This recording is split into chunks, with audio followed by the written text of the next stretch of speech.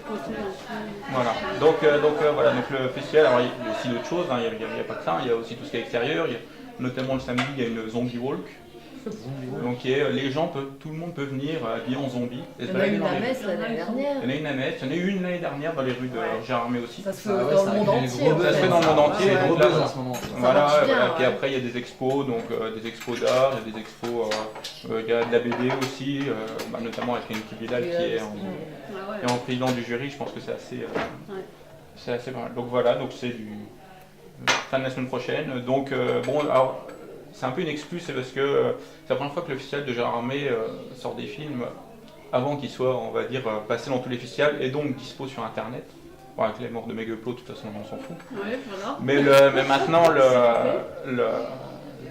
là ils ont fait vraiment un énorme effort puisque la plupart des films sont totalement inédits en fait. Mis à part Eva et peut-être un ou deux autres.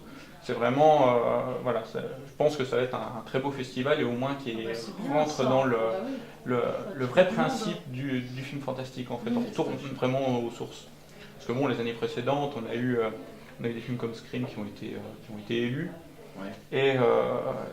Et en fait, c'est pas des films fantastiques. Com, quoi, en fait. Voilà, il y avait déjà une grosse com, ils étaient déjà sortis un peu partout. Ouais, puis c'était et c'est pas du film fantastique, voilà, c'est du film d'horreur, c'est du thriller, quoi, si on veut, du thriller horrifique. Et donc voilà, donc au moins, là c'est vraiment du film fantastique avec un jury vraiment assez ancré dans le fantastique. Et je sais pas, Thomas Sisley, il n'a jamais trop trempé dedans dans ses films, mais c'est peut-être quelqu'un qui aime le fantastique au départ. Oui, peut-être, et donc voilà, c'est donc du festival, donc la semaine prochaine, donc de mercredi à dimanche. D'accord. Voilà. Il y a des horaires, quelque chose Alors les horaires, ça commence de 8h à 2h du matin. Alors contrairement à l'année dernière, ils avaient fait un 24-24, c'est-à-dire qu'on pouvait entrer dans la première salle le jeudi matin et repartir le dimanche soir en fait. C'est-à-dire que c'était du 24-24, mais je crois qu'il y a eu 3-4 morts depuis. Donc là cette année, ils ont dit à 2h du matin on arrête. Ce qui est bien dommage parce que il y a pas mal. J'ai commencé mes années de festivalier à dormir dans la voiture devant la salle de ciné pour la séance suivante, et donc du coup le fait de pouvoir avoir des séances 24-24, ça a aidé au moins à dormir au chaud sur un mauvais film. Mais là, ou revoir un film qu'on a déjà vu. Voilà. Eh bien, merci beaucoup Pierre. Donc, on va y aller sans doute, ça a l'air assez tentant. Alors, à notre table, nous recevons deux écrivaines, j'allais dire de talent, mais à parole d'artistes, nous n'avons que des personnes de talent. Nous avons Rachel Lignot. Bonjour Rachel. Bonjour. Merci déjà d'être là. Donc, tu es artiste peintre, mais tu es venue aujourd'hui pour nous parler. En tant qu'écrivain, tu es venu nous parler de ton, je vais dire ouvrage, on en parlera après, on ne peut pas trop le cantonner dans un style, ni dans un roman, ni dans des nouvelles, on en parlera plus tard. Donc c'est Éloge de la rencontre à l'usage des droitiers et des gauchers.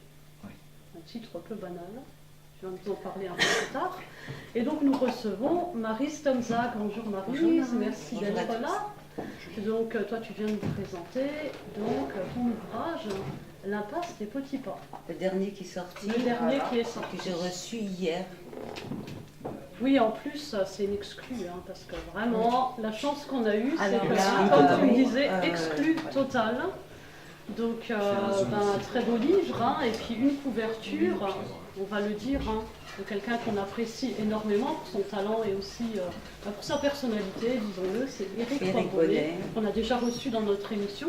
Et j'en profite pour le remercier, parce qu'il m'a accordé les droits très facilement. Ah d'accord, ça ne m'étonne pas de lui. C'est quelqu'un de talentueux et de très sympathique, très humble et de très sympa. Donc voilà, donc Rachel. Donc alors, éloge de la rencontre à l'usage des droitiers et gauchers. Donc déjà le titre, ça nous invite à une certaine découverte. Voilà, c'est peu banal. Déjà on se dit de quoi ça va parler. Alors comme je disais, c'est pas un roman. Non, c'est pas un roman.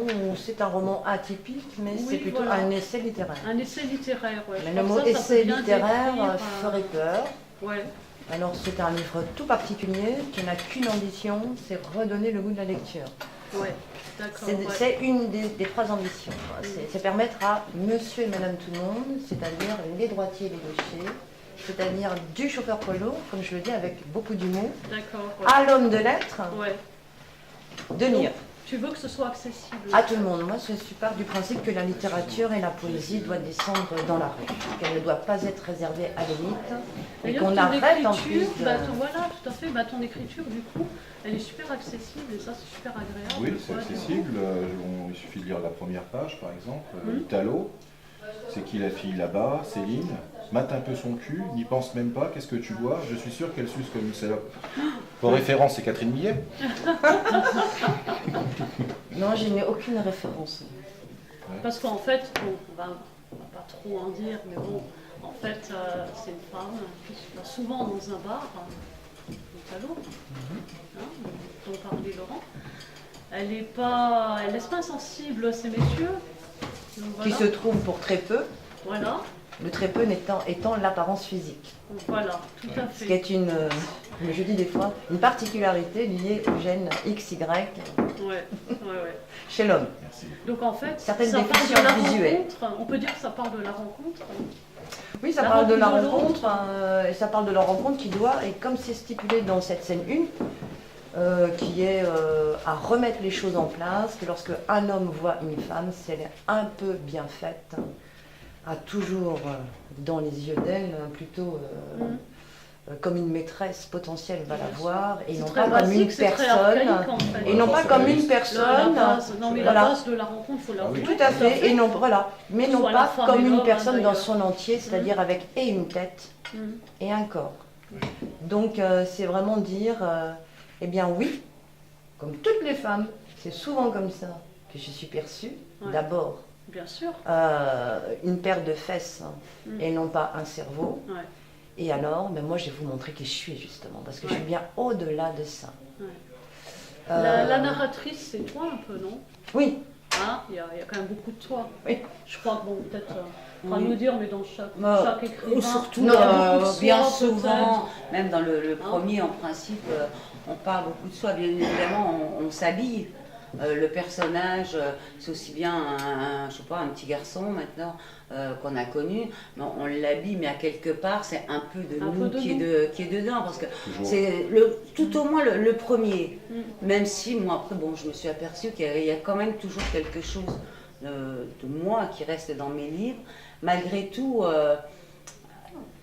c'est plus fort que nous, ça ressort. Même des fois, on s'en rend pas forcément compte quand on l'écrit, mais en se Ensuite, avec le relisant, recul, peut-être. voilà, on voit exactement. qu'il y Et a c'est vrai beaucoup que de je pense que le premier roman, ou le premier, comme c'est un ouvrage assez spécial, il y a quelque chose, on a envie, pourquoi on écrit? Parce qu'on a envie de parler. Et de quoi on a envie de parler? Ben souvent, c'est parce qu'on